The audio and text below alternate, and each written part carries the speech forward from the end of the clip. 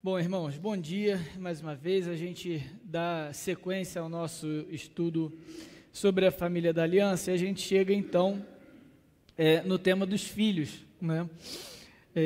Aqueles que, digamos assim, são os frutos, são a herança dessa família.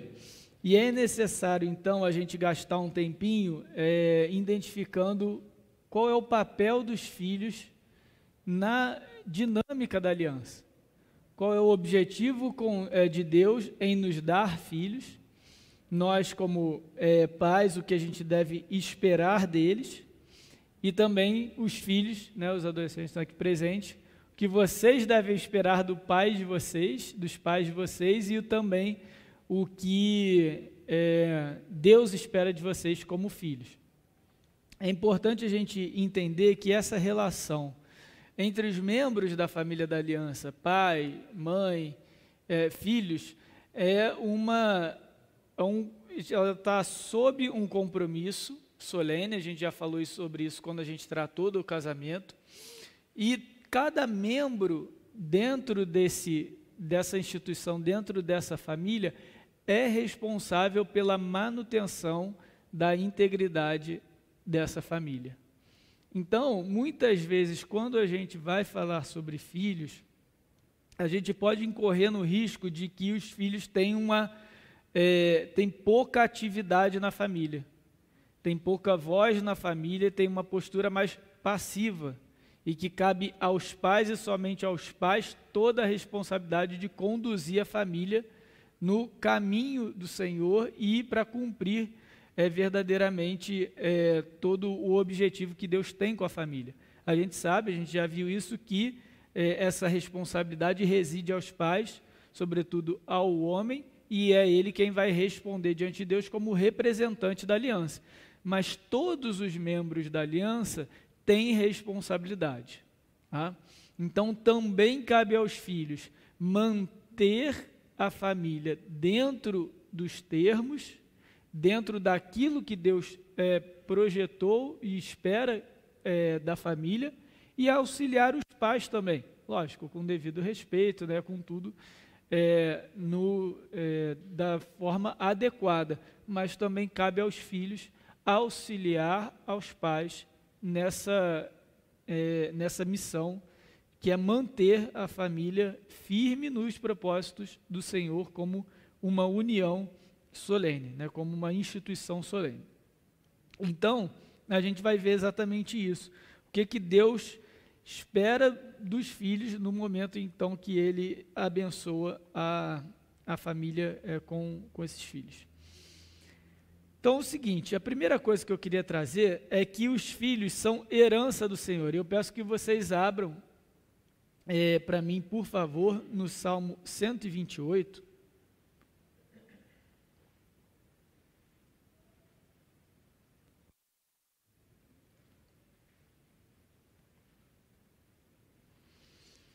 Salmo 128 é um clássico, né, sobre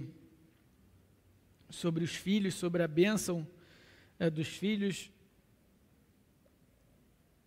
E aqui, irmãos, eu queria destacar que esse salmo é um salmo para toda a família.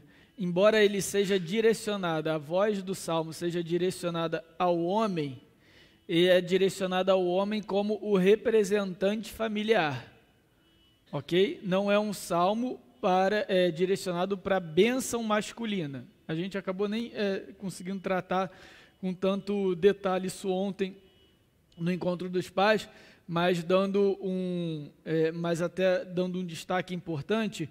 O contexto do salmo aqui, o que o salmista quer nos trazer é que a família da aliança, a família que está dedicada ao Deus da aliança, que é o contexto do salmista, tá? Ela é abençoada dessa forma, e as bênçãos chegam na família através do representante da aliança. Então, porque bem-aventurado aquele que teme ao Senhor e anda nos seus caminhos. Se esse sujeito anda nos caminhos do Senhor e teme ao Senhor, ele então naturalmente vai transmitir isso para a sua família. A sua família naturalmente vai usufruir das bênçãos que é andar nos caminhos do Senhor, tá bom? Então não é um salmo para homens, é um salmo para família. E ele está concentrado, obviamente, no representante pactual da família. Então, bem-aventurado aquele que teme ao Senhor e anda nos seus caminhos, do trabalho das tuas mãos comerás, feliz será e tudo te irá bem. Tua esposa no interior da tua casa será como videira frutífera, teus filhos como rebentos de oliveira, à roda da tua mesa. Eis como será abençoado o homem que teme ao Senhor. O Senhor te abençoe desde Sião, para que vejas a prosperidade de Jerusalém durante os dias da tua vida. Veja os filhos dos teus filhos, paz sobre Israel. Esse salmo, ele traz talvez aqui o grande destaque seja realmente a bênção do Senhor, dando muitos filhos a esse homem, porque no contexto do salmista, a bênção da aliança, a bênção do povo de Deus era transmitida de pai para filho. A gente tem que lembrar aqui que a palavra de salvação estava restrita ao povo de Israel nessa época. E como que você fazia parte, então, do povo da aliança, do povo da salvação? Ou você já era herdeiro dele, você já nascia nele, e então naturalmente herdava a sabedoria, os caminhos do Senhor, e aí então servia a Yahvé, ou você entrava em pacto e fazia parte do povo de Israel. Então o que aqui a gente pode ver é que a bênção do Senhor é tamanha que ele vai abençoar, ele vai multiplicar a casa daquele que o serve, para que mais pessoas, para que mais indivíduos nasçam dele e então gerem frutos para ele. Frutos não necessariamente financeiros, econômicos, mas sobretudo mais pessoas, mais indivíduos sob a sua casa que sirvam a Deus e reiterem e reforcem esse serviço a Deus, tá? Porque era um ambiente familiar. Então é assim que Deus abençoa o seu povo. Ele vai multiplicando os instrumentos de bênção, os instrumentos que ele utiliza para então abençoar o seu próprio povo, que são os próprios filhos. Então, quando a gente vê isso aqui, Salmo 128, a gente vê claramente que os filhos são bênção do Senhor, ok? Mas quando a gente fala assim, acaba virando um jargão evangélico, né? Não, filho é bênção. Mas por que filho é bênção? O que significa dizer que filho é bênção? A gente tem que ter os nossos termos muito objetivos, muito claros na nossa mente. É bênção em que sentido? O que são as bênçãos do Senhor? Quem pode me dizer aqui o que é a bênção do Senhor? Quem pode definir isso aqui para mim? Não é uma pergunta retórica, gente, é para vocês responderem mesmo. Quando a gente fala, não, isso aqui é bênção do Senhor, o que a gente quer dizer com isso? Quem se arrisca?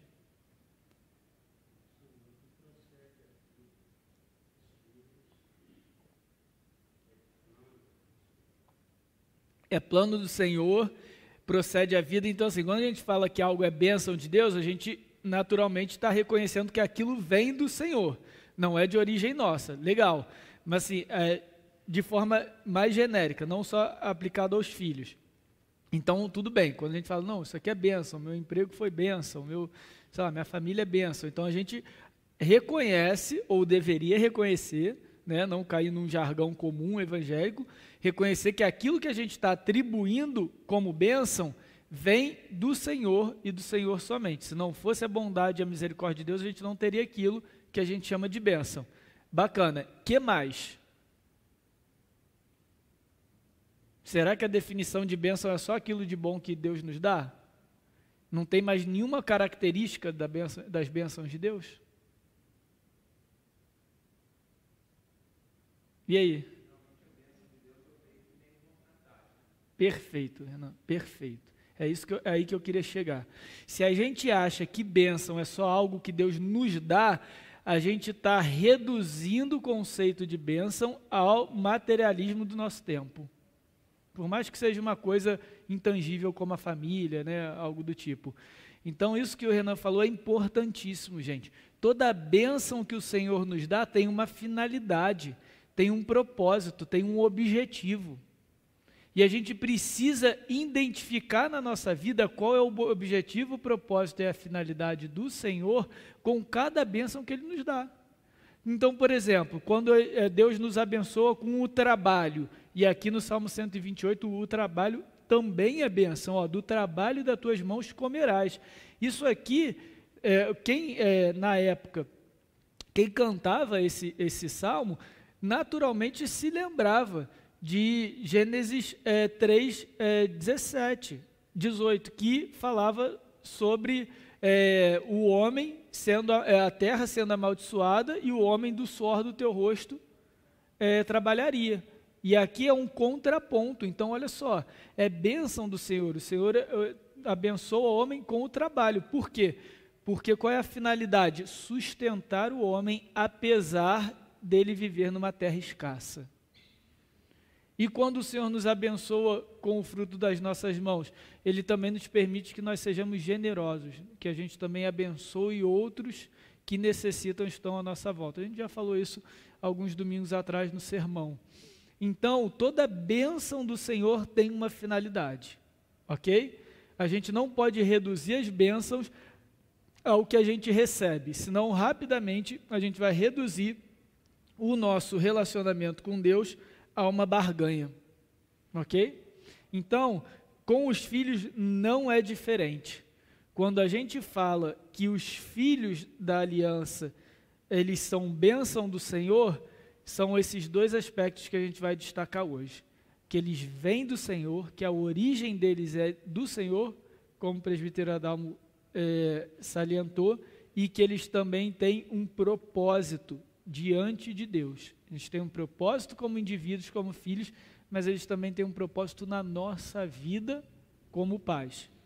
Beleza? São esses dois pontos que a gente vai tratar aqui.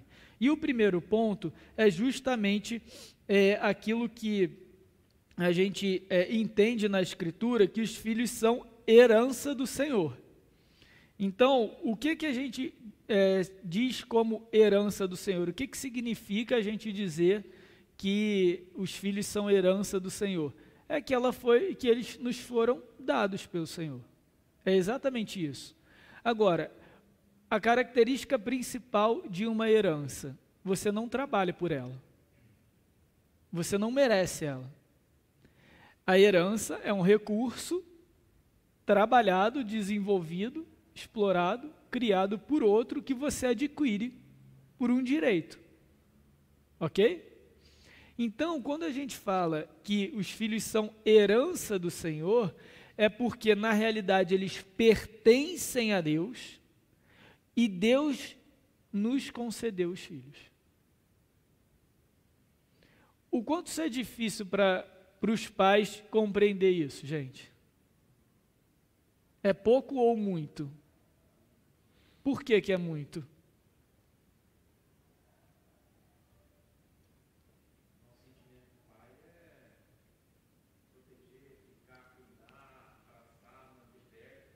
É de posse, né? É de posse.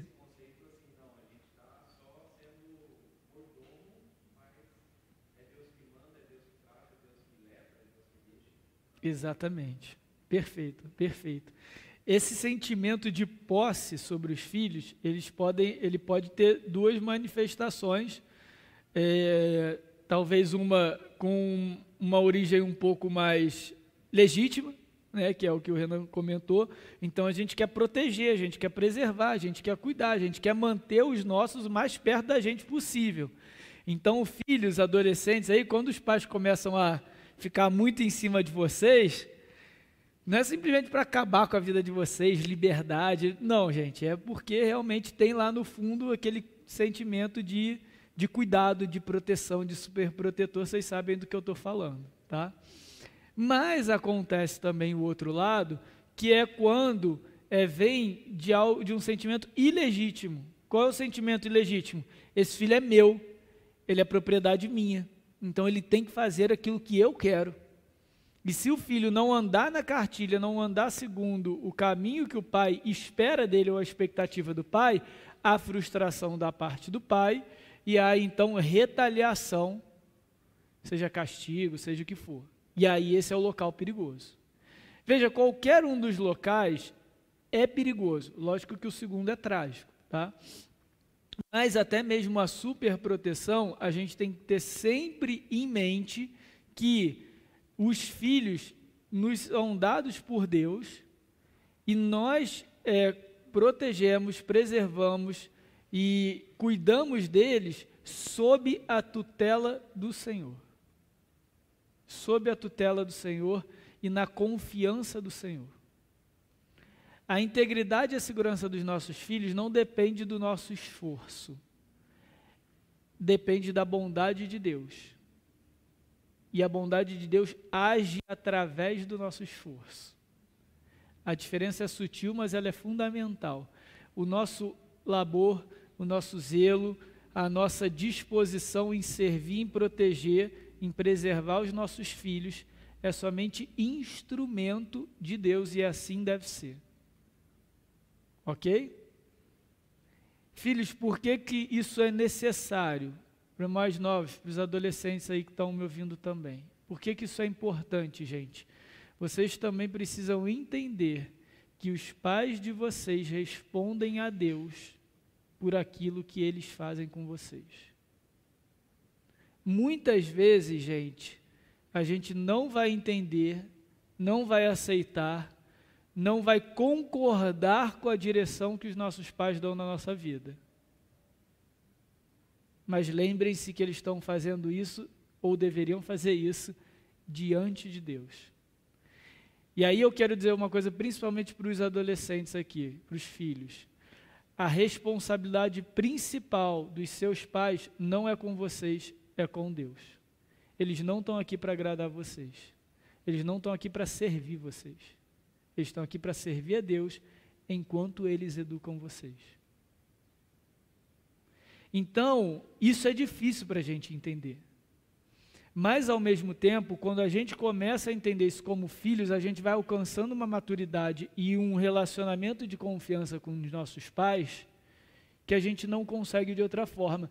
Desde que, aí agora, o puxão de orelha para os pais. Desde que, pais, vocês realmente, de todo o coração, estejam dispostos a servir a Deus, servindo os seus filhos e deixem claro isso para eles. É muito difícil para nós pais conter o nosso egoísmo e conter esse sentimento de posse, mas isso tem que estar claro o tempo todo para os nossos filhos. Eles têm que ver em todas as nossas decisões, em todas as nossas ordens, em toda a nossa direção e a nossa palavra para eles, que a gente está fazendo isso no temor do Senhor, porque a gente serve a Deus, que a gente presta contas a Deus e não aos filhos, e não às nossas esposas, e não aos maridos. Entenderam? É por isso, gente, que a gente fala de família da aliança. A aliança é um com os outros, mas, sobretudo, é uma aliança diante de Deus. A aliança do casamento é entre homem e mulher, diante de Deus. Deus é o juiz. Deus é aquele que tem autoridade para cobrar das partes, caso uma delas não cumpra os termos da aliança. E isso tudo que eu estou ensinando para vocês só faz sentido se a gente entender que os filhos também são filhos da aliança. Por isso que nós batizamos os nossos filhos. Entenderam como o batismo infantil é extremamente importante para a integridade familiar?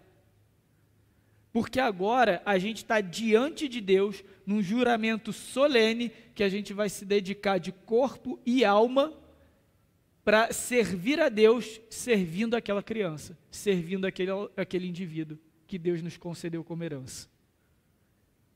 Essa responsabilidade, esse compromisso não existe se a gente não formalizá-lo. Entenderam? Senão, não passa, no máximo, vai ser uma boa intenção. Não, eu tenho intenção de seguir, de colocar o meu filho no caminho do Senhor, porque a instrução lá em Provérbios, né, instrui a criança no caminho que deve andar, mas não é mais do que isso. Não, para nós não. Para nós é compromisso solene. é pacto, é algo sério. Entenderam a profundidade disso? E por isso que eu falei, todos os indivíduos, todos aqueles que estão inseridos na família da aliança, têm responsabilidades para manter isso. Responsabilidade dos filhos, então, é reconhecer que vocês não são propriedade de seus pais. Com todo amor e carinho e sabedoria, apontem isso para eles quando eles quiserem abusar do poder que lhes foi dado. Isso acontece, abuso de autoridade. Com amor e carinho e respeito, gente. Não vai chegar lá para o pai gritando, esse abuso de autoridade, o pastor falou. Não vai ficar usando meu nome em vão, não, brincadeira. Então, com amor, carinho e respeito. Cabe aos filhos também. Pai, será que aqui você não... É isso mesmo? Ou me ajuda a entender? Pô, ali eu acho que você...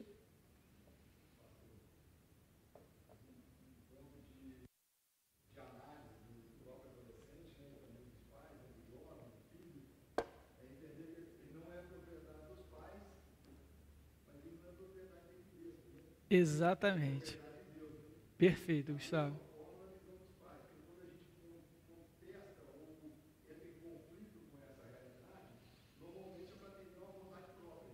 Exatamente. Exatamente.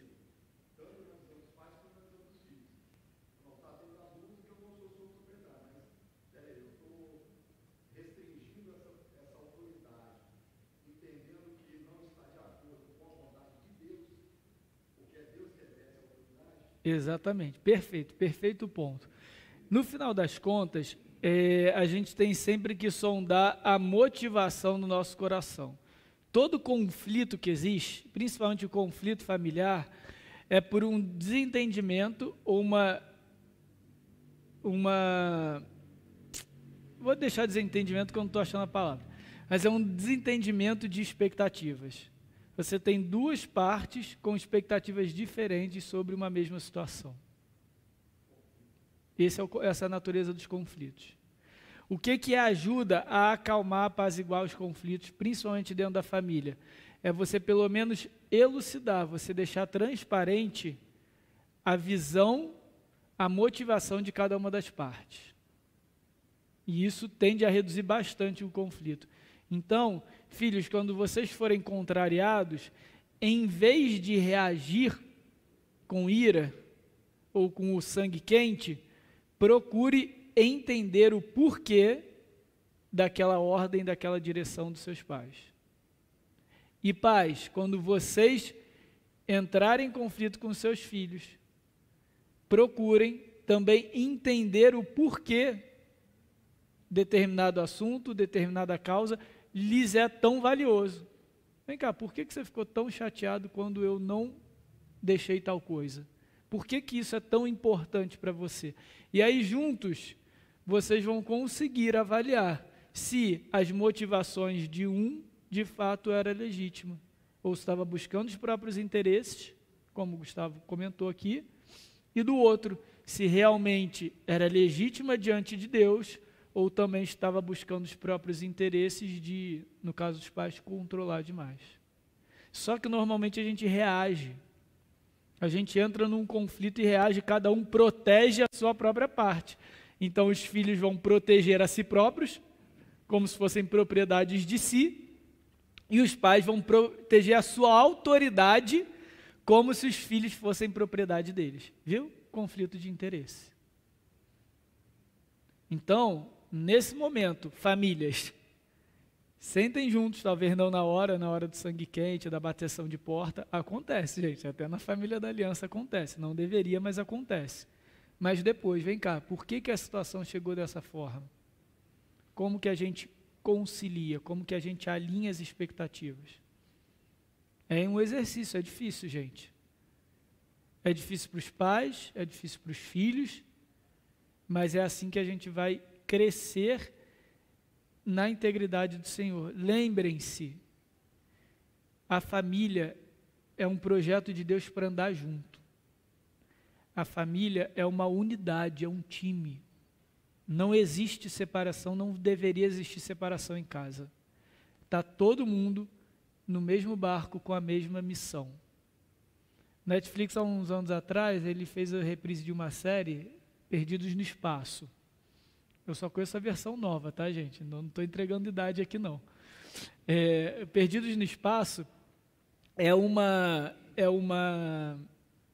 série em que a humanidade, se eu não me engano, depois me corrija se estiver errado, mas pelo que eu lembro assim do enredo, a humanidade saía da Terra, porque a Terra já não era mais habitada, e ela estava indo para Alfa Centauro, que era um planeta habitável. E qual foi o modelo de habitação aí da nova Terra, do que seria o novo planeta? Eles elegeram famílias, e cada família era responsável por uma nave. Então, várias famílias iam povoar a nova Terra. E aí uma das famílias, né, uma das naves se perde, entra lá num buraco, espaço-tempo, aí fica perdido no espaço, é daí que vem a coisa. E, gente, essa ilustração ela é ótima, porque é exatamente isso a família da aliança. O homem é o comandante da nave e a família inteira ajuda. Cada um tem a sua função ali dentro e todo mundo é necessário, é vital, é importante que cada membro da família, os filhos do menor ao maior, a esposa, o marido, todo mundo cumpra a sua função para o objetivo da missão. O objetivo da família é glorificar a Deus. A gente precisa se ver dentro dessa nave, que se uma das partes, um filho, o marido, a esposa, quem quer que seja, qualquer um ali, não tiver com o coração na missão, se vendo que aquilo ali é um time, tem muita chance de falhar na missão. Então, gente, todos nós, dentro dos nossos lares, somos responsáveis, a gente tem uma missão vital de glorificar a Deus. E a gente tem que cooperar uns com os outros nisso. Não existe pais contra filhos, marido contra esposas, filhas contra mães, filhos contra pais. Isso não existe na família da aliança. Isso não existe no modelo bíblico. É um time só. É um time só com o mesmo propósito, gente. Beleza? Está todo mundo junto nisso. Vocês têm que ter essa mentalidade toda vez que vocês lidarem dentro de casa com um conflito do mais terrível que for. Nunca se esqueçam disso, porque foi isso que o Senhor estabeleceu. E é assim que a família permanece junta, é assim que a família permanece saudável. E todos os membros se beneficiam dessa bênção. A bênção da unidade familiar. Não é à toa que nós, como família da fé, não é isso daí que eu falo o tempo todo? Família da fé, nós estamos juntos na mesma missão. A gente tem que cooperar uns com os outros para que a gente siga juntos com o mesmo objetivo, que é glorificar a Deus. Não é diferente na nossa família terrena. Ok? Então, os filhos são herança do Senhor, porque eles são dados por Deus, e eles são dados justamente por aquele a quem todos nós devemos prestar contas, mas também como bênção do Senhor, tem um propósito diante de Deus. E agora eu já devolvo a pergunta: qual é o propósito dos filhos para Deus? Por que Deus nos dá filhos?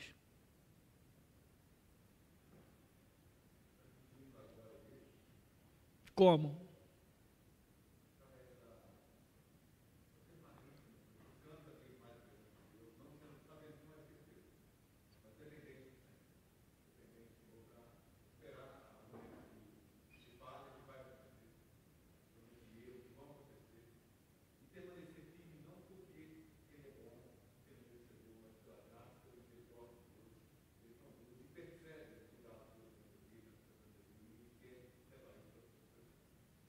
Legal, a gente pode, então, beleza, vamos ver se eu pesquei aqui a ideia, Rosuel.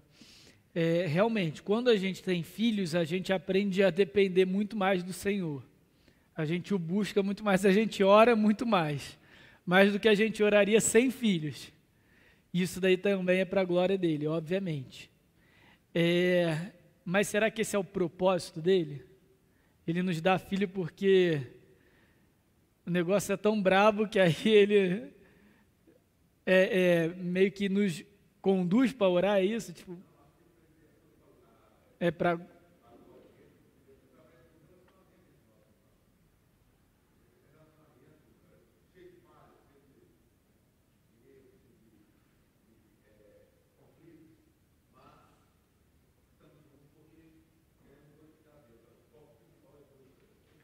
Como que a gente veria isso antes da queda? Que isso tudo que você falou se aplica depois do pecado, né?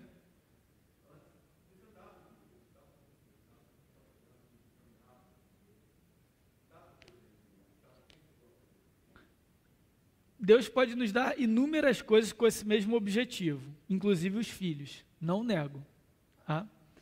Mas esse não é um propósito intrínseco dos filhos. O que a gente está tentando alcançar aqui é o porquê, qual é a finalidade, o porquê não, qual é a finalidade de Deus em nos dar filhos. Vai lá, Franklin.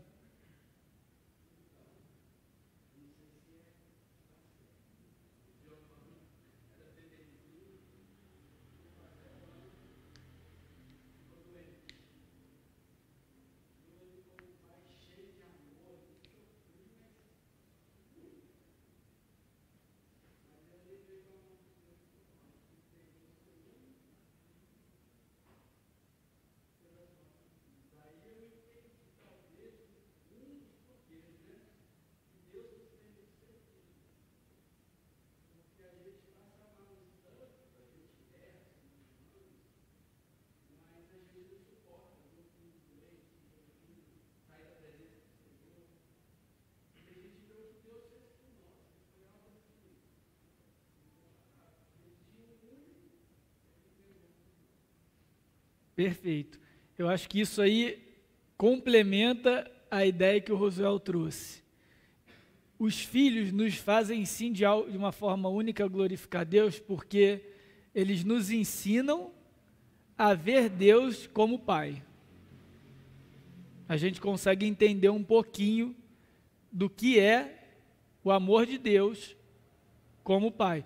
Não que a nossa paternidade seja referencial para a paternidade de Deus, ok? É o contrário. Deus derrama dos seus atributos, inclusive de bondade, de amor, de paternidade, também nas instituições que Ele estabelece, para revelar, assim como o casamento. Não é que o casamento é a ilustração de uma realidade maior, que é a união de Cristo com a igreja. Deus nos deu essa bênção também para exemplificar o que é uma união de dois diferentes numa única carne, digamos assim. Vai lá, Tato. Perfeito, Tato, perfeito. Esse seria talvez o principal propósito. Por que eu digo principal? Porque ele vem desde a criação, antes do pecado. É um objetivo, digamos assim, eterno, ou melhor, não eterno, ele é temporário, mas com aplicações eternas. Ok? Então, o ter filhos, a gente não pode afirmar se a gente vai ter filhos no céu, tá? Tudo indica que não. Então, seria algo para essa vida, temporário. Mas, embora seja temporário, os frutos do ter filhos, da multiplicação, são eternos. Porque é através do ter filhos que o povo de Deus vai ser formado. Percebe?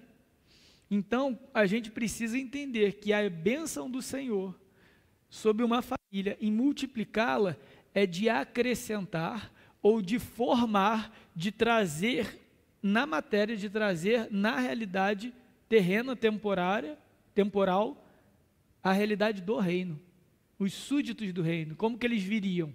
Através das famílias. O reino de Deus é formado através da bênção da multiplicação.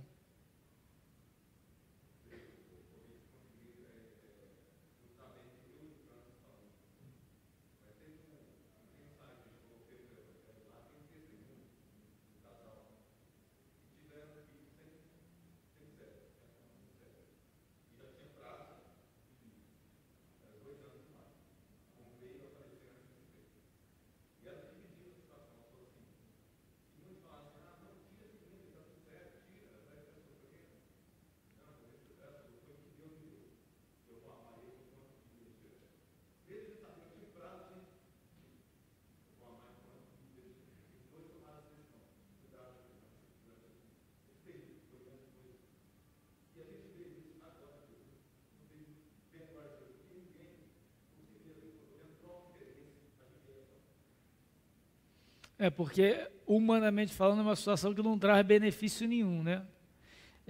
Não fosse essa realidade maior da glória de Deus ali nessa circunstância. Mas é uma circunstância bem específica, né? Quando a gente fala, então, da glória de Deus, nisso, retomando isso que o Tato trouxe, a maneira como Deus forma o seu reino, então, é através da multiplicação dos seus próprios filhos, né? E aí sim é o espalhar a glória de Deus sobre a terra. É um texto que a gente fala constantemente, porque não tem como não dizer. Gênesis 1, agora vamos abrir 27 e 28, Gênesis 1, eu peço que alguém leia, por favor.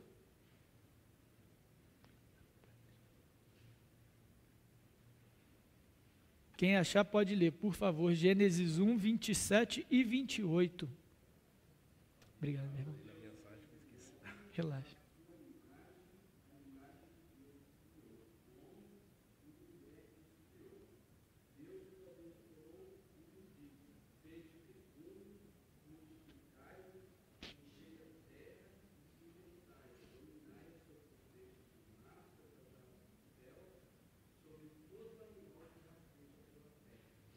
Então vejam, o versículo 27 fala que a origem do homem na sua essência, a imagem e semelhança de Deus. Então, onde o homem andar, onde o ser humano pisar, ele está representando Deus e ele está manifestando, ele está refletindo a própria imagem do Senhor, ok? No 28, ele então abençoa a gente com a fertilidade. Então, se essa imagem e semelhança é transmitida de pai para filho, a imagem e semelhança de Deus é transmitida de pai para filho, então, no final, quando a terra é povoada, ela é cheia de seres humanos, na realidade ela é cheia da própria imagem e semelhança de Deus. Ela é cheia da própria glória do Senhor. Então, dois objetivos a partir de uma mesma realidade da multiplicação. Primeiro objetivo genérico, espalhar a imagem e semelhança de Deus. Ok? Crente ou não, acreditando em Deus ou não, o amando ou não, querendo ou não, todo ser humano que pisa e que pisou e que vai pisar nessa terra é imagem de Deus presente na realidade. Glorifica a Deus. Esse é o primeiro ponto. Especificamente dentro da família da aliança, dentre daqueles que servem a Deus, é a formação do reino. É a formação do reino do Senhor. Ok? Então, a gente vê que, apesar do pecado, essa realidade não muda. A queda não anula as nossas responsabilidades diante de Deus. Então, mesmo com o pecado, a gente ainda tem a obrigação, a gente ainda é criado com a finalidade de glorificar Deus, de refletir a imagem e semelhança dele, de povoar a terra, de dominar a terra segundo a vontade de Deus.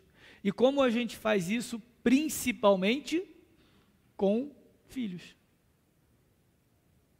Então, muito se é questionado, muito se é questionado hoje em dia o seguinte: por que a gente deveria ter filhos se o mundo é tão mau? Como que a gente poderia responder isso como cristão? Olha, o mundo vai de mal a pior, a gente está esperando Cristo voltar, a gente está no princípio das dores, daqui a pouco é na grande tribulação, a ponto da Bíblia falar, ai daquelas que estão grávidas, antes nem isso estivessem, porque tamanho vai ser a dor daqueles dias futuros, tá, gente? Não vamos entrar em pânico, não, mas não é tão futuro assim. E aí? Mas por que mesmo nessa realidade tão maligna, tão de trevas, a gente, como povo de Deus, deve ter filhos? Olha o que eu estou falando, deve ter filhos.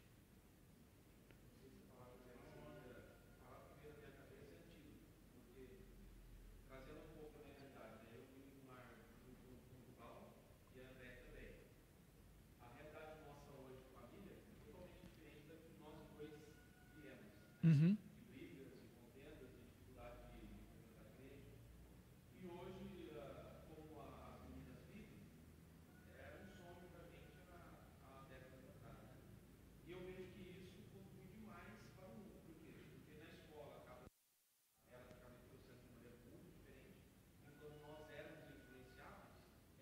Legal.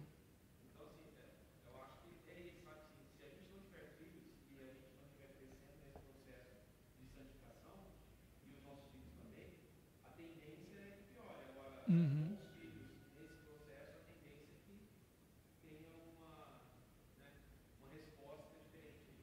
Muito bom, Renan. Você usou a palavra antídoto, a Bíblia tem uma palavra melhor em Mateus 5,14.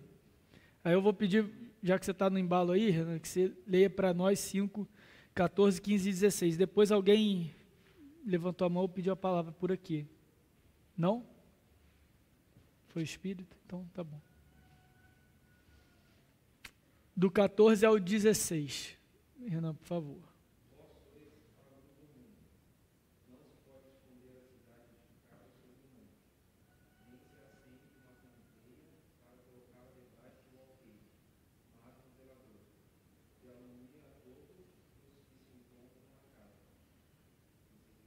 Isso.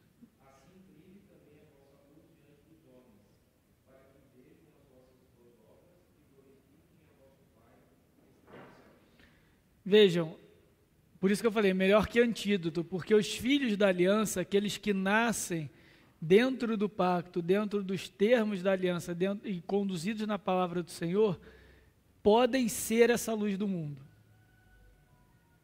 Podem ser essa luz do mundo.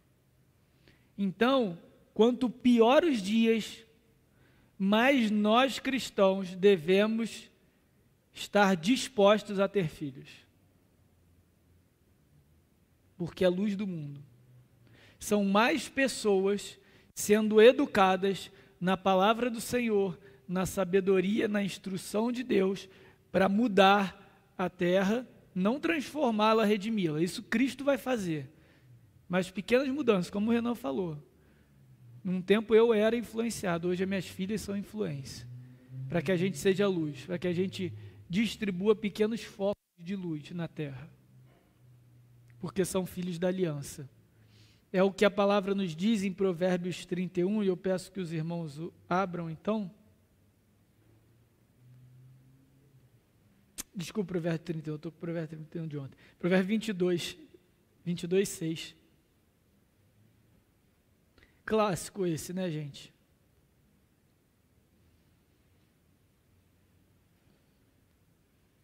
Quem pode ler para mim Provérbios 22, 6, por favor?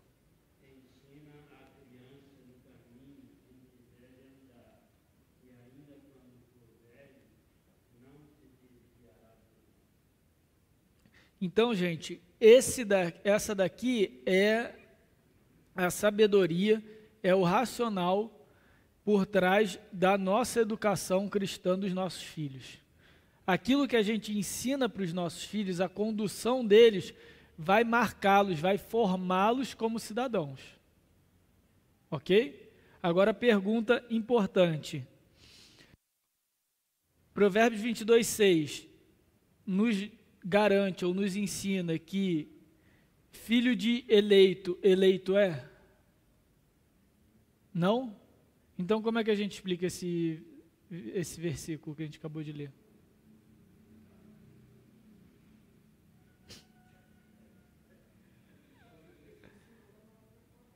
Hã? Mas aqui está da maneira correta. Ensina a criança no caminho que deve andar, e quando for velho não se desviará dele. Aqui não abre brecha para, ensinou mais ou menos, não. Se for salvo, se os pais forem salvos, os filhos também são. Então, como a gente explica esse versículo, gente?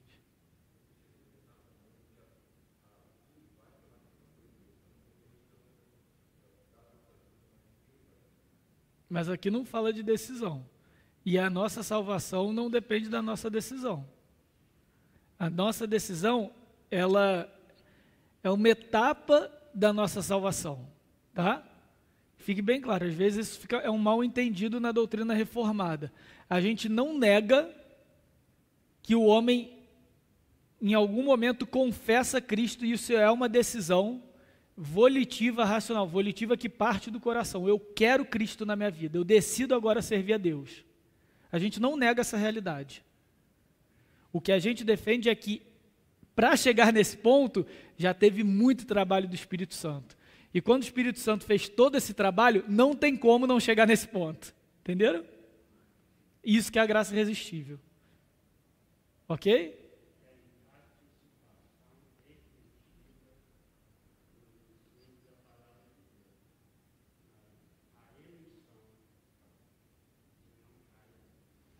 Perfeito, senhor Adão.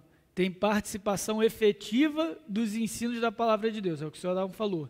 Mas a eleição cabe a Deus. Em outras palavras, isso daí a gente vê muito. Eu trabalhei muito tempo com evangelismo em rua.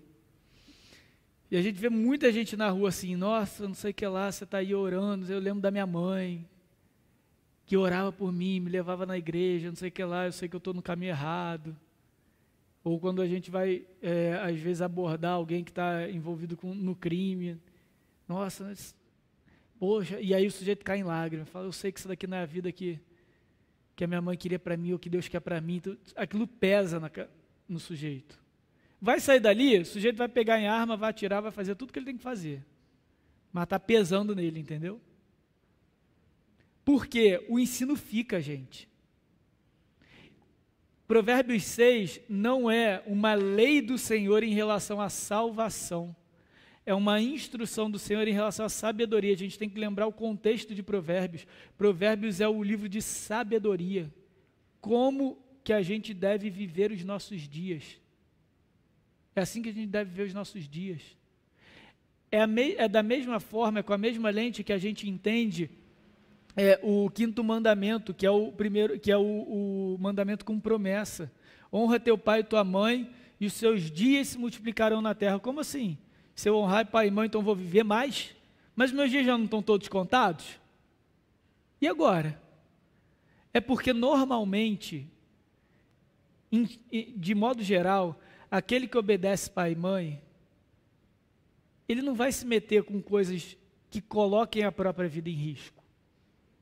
Então é esperado que aqueles que honrem pai e mãe, que considerem pai e mãe como uma liderança devida e legítima na sua vida, tenham melhores decisões e vivam mais. Quantos pais e mães você chega e fala, meu filho, você tem 8 anos, agora pega aí um 38 e vai fazer uns assaltos ali no sinal para botar a gente aí comida na mesa. Gente, infelizmente tem os filhos de Satanás que fazem isso, porque é isso mesmo. Mas fora isso, não é isso que você espera de um pai e mãe. Você não precisa acreditar em Deus para saber que isso é uma realidade trágica. Concordam? Então, aqueles que honram pai e mãe tendem naturalmente a serem abençoados pela graça comum de Deus. Aquela graça que é derramada por Deus simplesmente por serem criaturas feitas à imagem e semelhança de Deus, não por serem eleitos e salvos. Aqui é a mesma coisa, esse versículo está muito mais ligado aos benefícios, às bênçãos que vêm da graça comum, que reflete a sabedoria de Deus. E olha que interessante, isso daí a gente não comenta muito, né? Mas ele não fala, ensina a criança nos caminhos de Yahvé, nos caminhos do Senhor. Ensina a criança nas promessas de Abraão. Ele não fala isso. Então o versículo não fala de salvação. Embora nós que somos filhos da aliança, saibamos que o caminho que ela deve andar são os caminhos do Senhor. São os caminhos da aliança. Percebem? Provérbios pode ser usado, esse provérbio específico pode ser usado até para não cristãos. Embora a gente saiba que o perfeito caminho em que a gente deve ensinar os nossos filhos é aquele que é pautado exclusivamente pela palavra do Senhor. E aí entra até no que o Franklin falou, mas aí o sujeito não ensinou direito. Por que não ensinou direito? Porque se ele não confia em Deus, aquele bom caminho ou aquele caminho que ele deve andar não é completo. Percebe? Então, quando a gente fala dos nossos filhos, isso não é garantia que eles são salvos, mas vejam, é exceção à regra que eles não sejam. E aqui eu vou parar porque tem que ter muito cuidado, tá, gente? Porque a gente como cristão, isso é legítimo, isso é óbvio, tem que ser assim mesmo. A gente quer que nossos filhos sejam salvos. A gente quer de todo o coração, a gente faz tudo e tem que fazer tudo mesmo. A gente tem que orar de dia e de noite para que eles sejam salvos por Cristo Jesus, para que a mesma graça que nos alcançou os alcance também. É óbvio que a gente tem que fazer isso, ok? Não é garantia, mas normalmente o que a gente vê é que aqueles filhos de pais zelosos, tementes ao Senhor, que desde o início os instrui na palavra, percebem frutos de salvação dentro de casa. Por que eu digo isso? Porque sempre foi o plano de Deus, desde antes da queda. Olha o princípio bíblico. A gente comentou isso ontem na reunião dos pais. O princípio bíblico é aquele que é imutável, independente das condições e das circunstâncias. A não ser que a própria Bíblia coloque esses termos. Olha, nesse caso é aqui, nesse caso é assim. Se a Bíblia não colocar as condições, o princípio é imutável. Ele tem que servir para a realidade como um todo. Então, nos filhos, qual é a realidade antes da queda e depois da queda? Que a glória de Deus e que o reino de Cristo vai ser formado pelos filhos da aliança. Com o pecado, nascer na família da aliança não é garantia de salvação. E a Bíblia nos lembra isso o tempo todo, não é? A gente tem Caim, a gente tem Esaú, a gente tem Ismael, a gente tem outros tantos. A gente tem Judas Iscariotes, que provavelmente era de família judaica. Então vejam, isso não é suficiente, mas a gente consegue colocar como exceção. A gente consegue colocar como exceção. E o nosso labor é que Deus nos abençoe na missão, ok? Sempre confiando nele, todas as coisas e toda a resolução do que acontecer. Mas por fim, quando a gente olha então para os filhos, quando a gente olha para a bênção dos filhos, eles são herança, eles são propriedade do Senhor e eles têm o propósito de glorificar a Deus, a gente vê isso atingindo o seu objetivo eterno e verdadeiro na própria igreja. E eu queria que vocês abrissem em 1 Timóteo, capítulo 1, versículo 2. E aí quem achar também pode ler, por favor.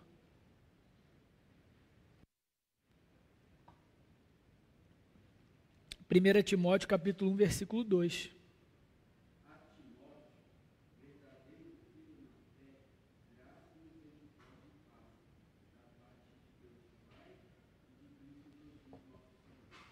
Olha como Paulo trata o seu discípulo Timóteo, né, como filho da fé.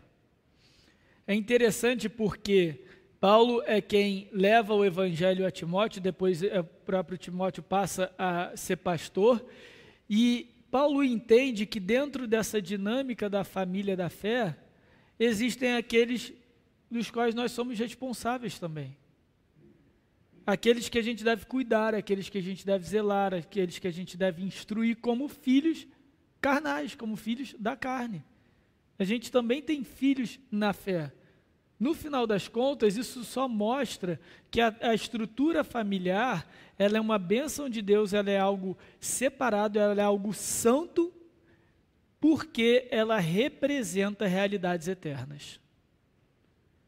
E a gente conclui isso aqui chegando justamente nos filhos, que agora está fechada a família, né? A gente falou dos pais, das mães, e agora a gente falou dos filhos. A família como um todo, como instituição, ela é perfeita na transmissão de valores eternos do reino.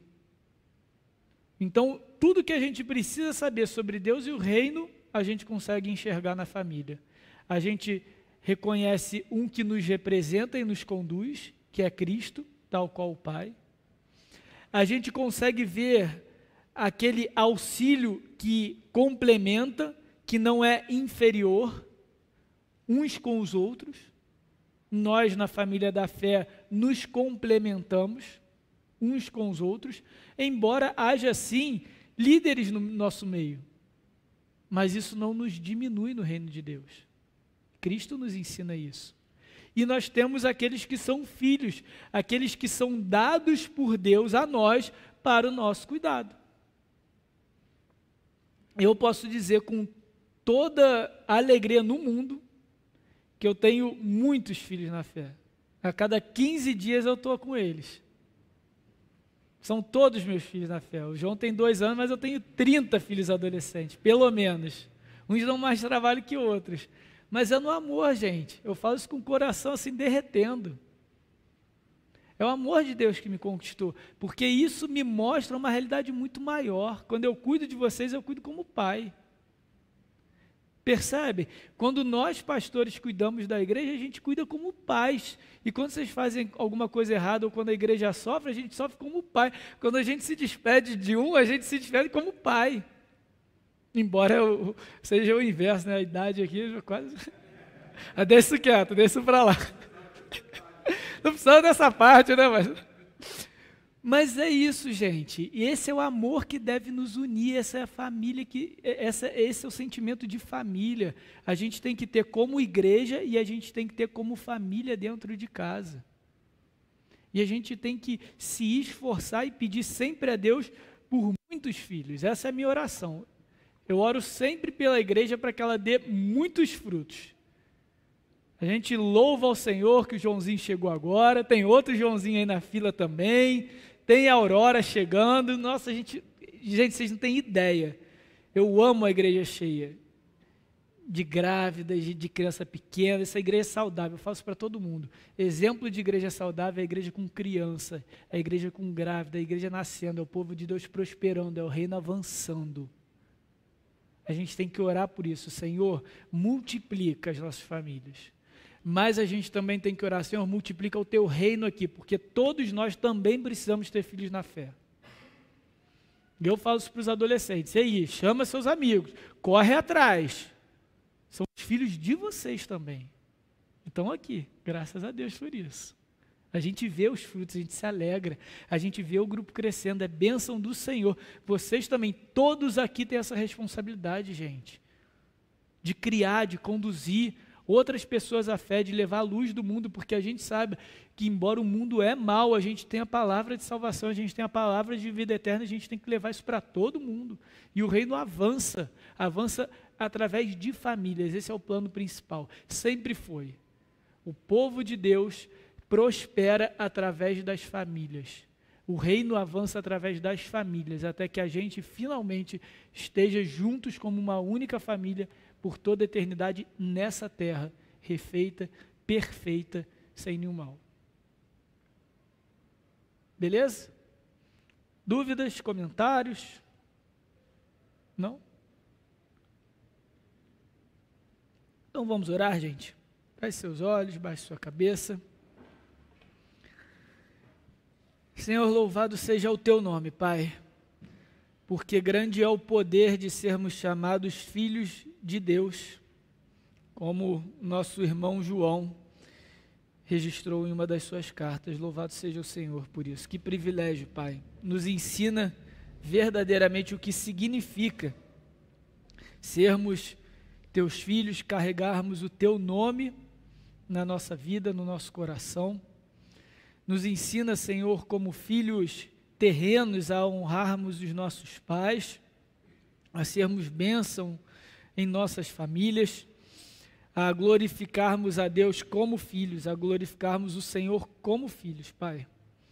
E nós que somos pais também, nos ensina a glorificar a Ti como pais, a conduzir os nossos filhos no caminho que devem andar, a entender a Tua palavra, os Teus mandamentos, para que pela Tua graça, Senhor, e essa é a nossa oração, esse é o nosso pedido, eles não se desviem, pelo contrário, eles mesmos sejam luz, eles mesmos cresçam, amadureçam e tenham os seus próprios filhos terrenos e principalmente na fé, e que assim o Seu reino avance, Pai, que o Seu reino seja na terra como é nos céus. Abençoa as nossas famílias, Senhor, Te louvamos pelo fruto que o Senhor tem nos dado nos nossos meios, pelos bebês que têm chegado, por aqueles que ainda vão vir, louvado seja o Teu nome, e Te rogamos, Senhor, que o Senhor traga muitos outros, Senhor, multiplica as nossas famílias, Senhor, torna-nos fértil para a Tua honra e para a Tua glória, Pai, férteis novamente, carnalmente e também espiritualmente, que cada um aqui, Senhor, seja fértil na fé, tenha filhos para si na instrução do Senhor, como o Senhor mesmo nos instrui no final do Evangelho de Mateus. Senhor, faça com que a tua igreja prospere na terra, prospere proclamando a tua palavra. Abençoe as nossas famílias, cada família aqui, que seja baluarte, que seja torre forte, que seja pilar da tua palavra, Senhor. Cada um aqui, homem, mulher, crianças, adolescentes, filhos, se vejam como um só dentro da família da aliança, dentro do seu lar, lutando, zelando, perseverando pela unidade daquela casa, Senhor. Que cada um aqui trabalhe em conjunto com os seus familiares, para que o Senhor seja glorificado sob os nossos tetos, Pai. E quando as outras famílias, quando as outras pessoas que não temem o Senhor, olharem para dentro da nossa casa, elas questionem de onde vem tamanha sabedoria naquele lar. Da onde vem a felicidade, da onde vem a segurança, da onde vem a integridade daquelas famílias. Eles saibam que vem do Senhor que institui todas as famílias na terra, porque ao Senhor todos nós pertencemos. Nos abençoa como igreja, como família da fé, como corpo de Cristo, Senhor, até que o nosso Senhor Jesus venha e estabeleça na terra aquilo que Ele já estabeleceu nos céus, numa única família, te servindo dia e noite por toda a eternidade. Nos mantenha firmes até que esse dia chegue para a nossa alegria, em nome do Senhor Jesus Cristo. Amém. Bom, irmãos, Deus abençoe, bom domingo, descansem, bom almoço e até mais tarde, se Deus permitir.